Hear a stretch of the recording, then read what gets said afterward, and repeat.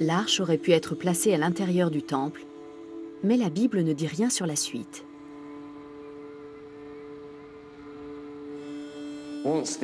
Dès que l'arche est placée dans le temple de Salomon, on n'en entend plus parler. L'objet sacré a pu rester plusieurs siècles dans le temple, jusqu'à ce qu'il y ait une catastrophe. En 586 avant notre ère, l'armée babylonienne attaque Jérusalem. Le siège dure 4 mois, mais la ville finit par tomber. Elle est pillée et saccagée. À partir de ce moment-là, l'arche n'est plus évoquée dans la Bible. Pour beaucoup de chercheurs, elle a connu le même sort que le temple. L'année 586 marque un tournant dans l'histoire juive. Le temple est détruit, ainsi que tout ce qui se trouve dedans, y compris l'arche d'alliance. C'est une déduction logique. Mais comme la Bible ne précise pas ce qui est arrivé à l'arche, cela laisse la place au doute. La dernière fois qu'elle est mentionnée, c'est bien avant la destruction du temple.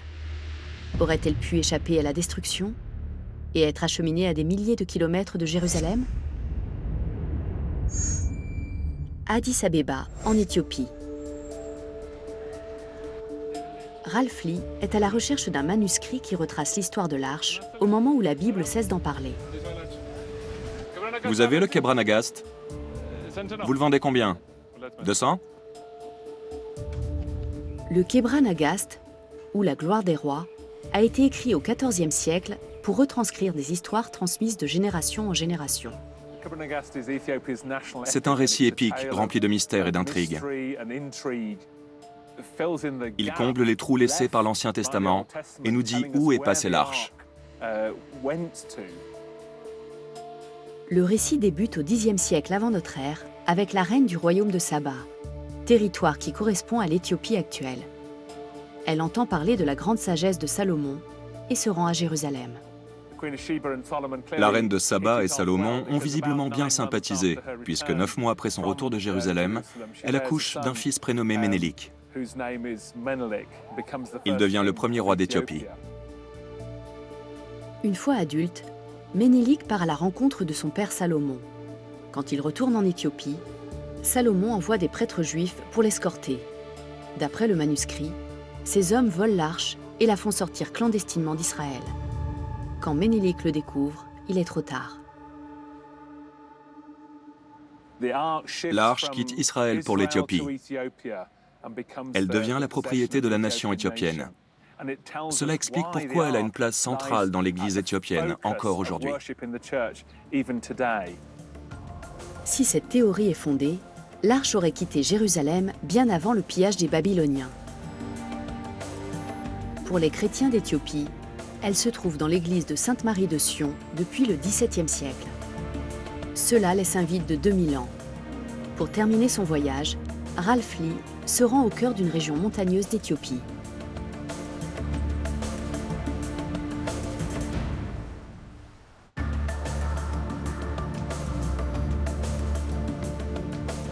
Le lac Tana est l'une des sources du Nil. L'une de ces îles minuscules aurait joué un rôle essentiel dans l'histoire de l'Arche perdue.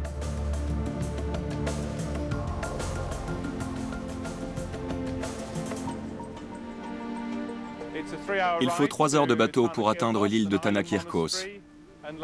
D'après la légende, l'arche y aurait résidé pendant 800 ans. Les Éthiopiens craignaient peut-être des représailles de la part d'Israël si on découvrait que l'arche y était cachée. C'est impressionnant, cette falaise de roche qui s'élève hors de l'eau. Ça ne ressemble à rien d'autre sur le lac. Ce serait un endroit magnifique pour cacher l'arche.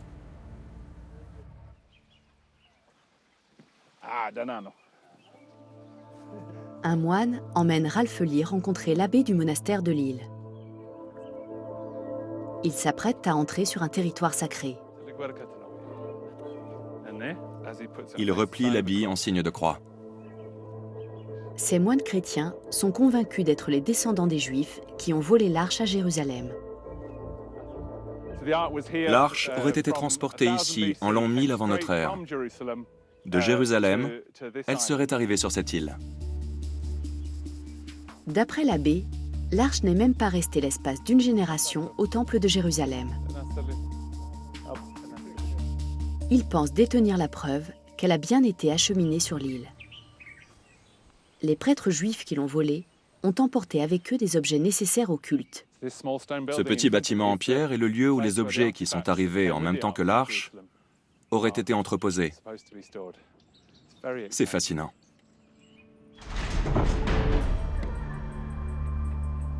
መስዋዕቱ ሲሰዋ እንዴት እንደሚሰዋ ስርዓት አለው። L'abbé souligne que lorsque l'arche a été transportée ici, les traditions et pratiques juives ont suivi, notamment la tradition des sacrifices. Cet accessoire en fer aurait été porté par le grand prêtre lors des sacrifices. እሱን ሲሰው ደግሞ ይህ በዚህ ደሙን ይቀበላል። ልክ የተሰዋውን መስዋዕት Il s'agit d'un plateau en bronze destiné à recevoir le sang des sacrifices. On dispersait le sang à l'aide de papyrus ou d'autres matériaux sur les différentes parties du temple.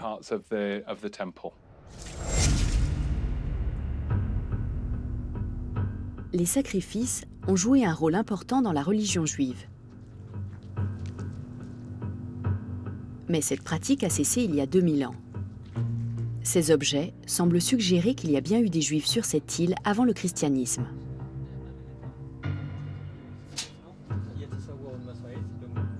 Mais comment savoir s'ils sont authentiques?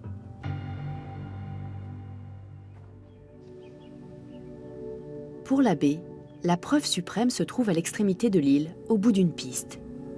On trouve des empreintes curieuses gravées dans la roche. Ce trou aurait pu soutenir une des poutres en bois du tabernacle, la tente où était déposée l'arche. Cela peut sembler un peu curieux. Pourtant, l'abbé et les moines sont convaincus que l'arche était bien là. Il n'y a pas eu beaucoup de recherches archéologiques dans cette région du monde. On ne peut donc pas répondre à des questions scientifiques et historiques cruciales. Plus on tente de percer le mystère de l'arche en Éthiopie, plus il nous échappe. On croit se rapprocher de l'arche et elle disparaît. Les indices ne sont pas suffisants pour affirmer que l'arche a été cachée sur l'île. Mais il existe des connexions mystérieuses entre le judaïsme de l'Ancien Testament et le christianisme éthiopien. Les chrétiens éthiopiens suivent des traditions qui datent d'avant la naissance du Christ. On peut rester sceptique face à leur certitude d'avoir hérité de l'arche, mais quelle autre réponse y a-t-il?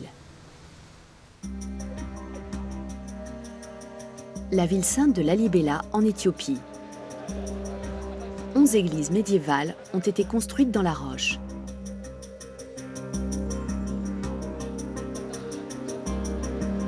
Elles ont été érigées au XIIe siècle par un roi chrétien du nom de Lalibela.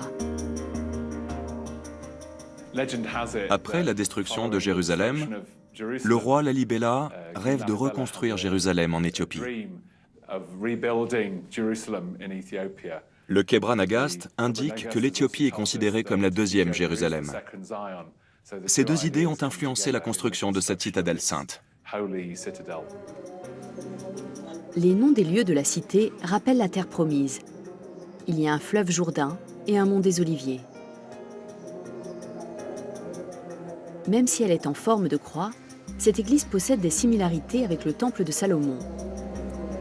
Elle a une cour extérieure, un sanctuaire intérieur et un saint des saints, avec une réplique de l'arche conservée à Aksum. Les églises de Lalibela ont une structure remarquable. Elles portent aussi la marque reconnaissable du judaïsme du premier temple de Jérusalem. Le mot éthiopien pour arche a une racine juive qui date de 2000 ans. Le Ge'ez, une langue pré-chrétienne d'Éthiopie, est parsemé de mots qui ont des racines hébraïques. Le mot tabot ressort. Aujourd'hui, il est synonyme d'arche et de lieu sacré. On le trouve lié à teva, le mot hébreu pour boîte.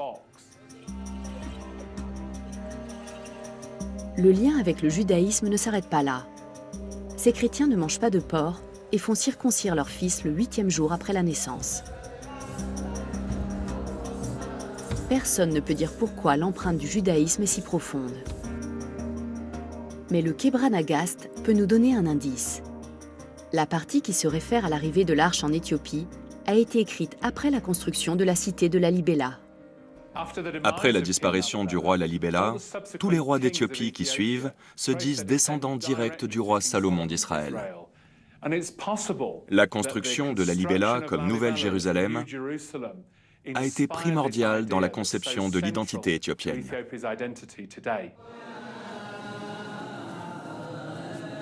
Le roi Lalibela a pu s'emparer de l'histoire de l'arche pour donner une légitimité à son règne.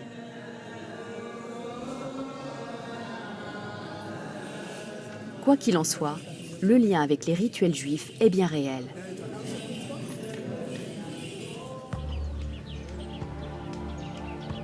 Pour les croyants de ce pays, ça ne fait aucun doute. L'arche se trouve en Éthiopie depuis plusieurs siècles.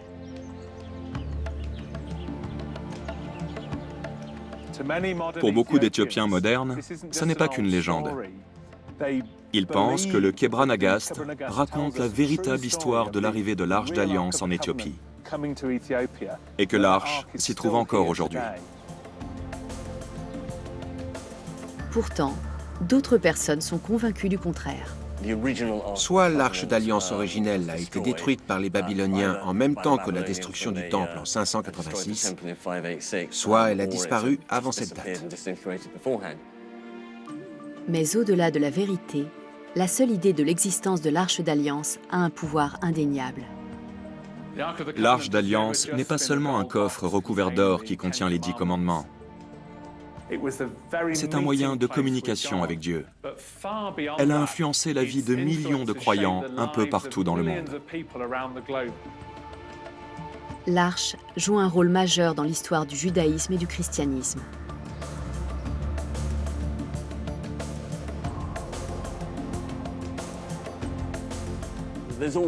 Certains s'acharnent à vouloir retrouver des trésors du passé. Et si on la retrouvait, ça ne prouverait pas que Dieu existe. Les croyants en sont déjà convaincus. Ça ne prouverait pas l'existence des 10 commandements, les fidèles en sont aussi persuadés. L'arche a déjà accompli sa mission. Elle a transmis le pacte d'alliance et les enseignements de Dieu. Elle a rempli sa fonction. Dans l'Antiquité, l'arche est le moyen d'entrer en contact avec Dieu. Souvent, on demande l'aide de Dieu. Les Juifs vont au mur des lamentations et déposent un petit papier pour obtenir l'intervention de Dieu. Les besoins des croyants n'ont pas changé. Le mythe de l'arche symbolise la naissance d'un peuple. Grâce au récit qui relate ses pouvoirs légendaires, elle ne tombera jamais dans l'oubli. L'arche est bien réelle dans les pages de l'Ancien Testament. Son héritage perdurera tant qu'on lira ce texte.